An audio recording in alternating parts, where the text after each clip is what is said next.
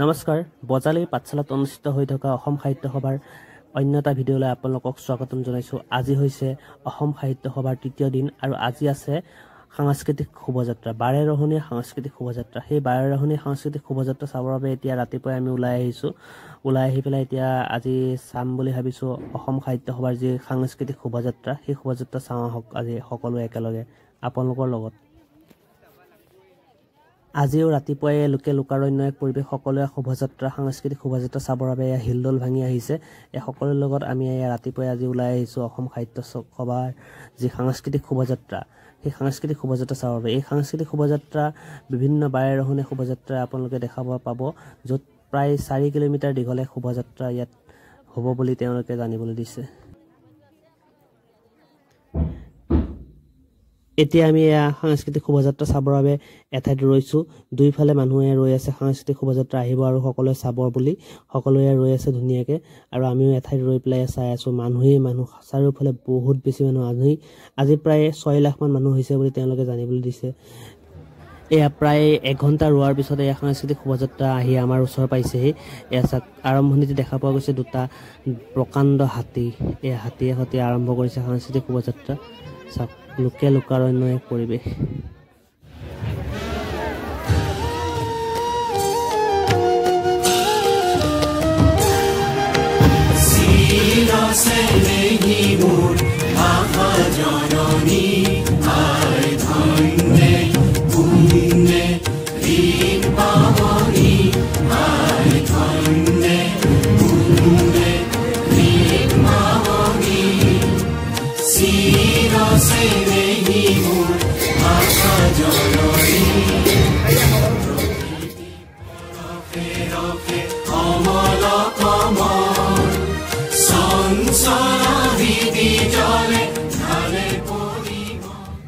এতিয়া আপোনালোকে দেখিবলৈ পাইছে অসম সাহিত্য সভাৰ নৱনিৰ্বাচিত সভাপতি ডক্টৰ বসন্ত কুমাৰ গোস্বামী, লগতে আদৰণি সমিতিৰ সভাপতি ৰঞ্জিত দাস ডাঙৰীয়া।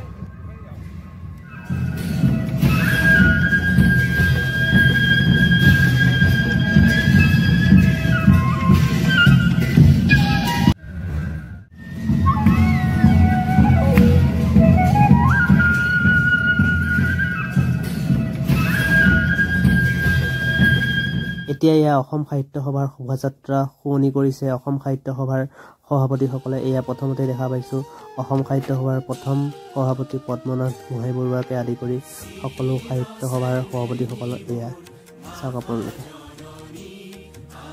তাৰপিছতে আপোনালোকে দেখা পাইছে অসমৰ 3গৰাকী বিশিষ্ট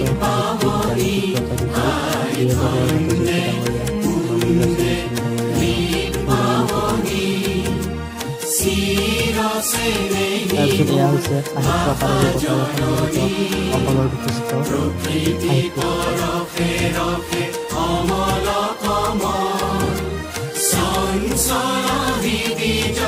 এয়া সাংস্কৃতিক শোভাযাত্ৰাৰ আকৰ্ষণৰ কেন্দ্ৰবিন্দু হৈছে এয়া গুৰু আসন। চাওক আপোনালোকে, এয়া গুৰু আসন, বৰপেটা সত্ৰৰ গুৰু আসন।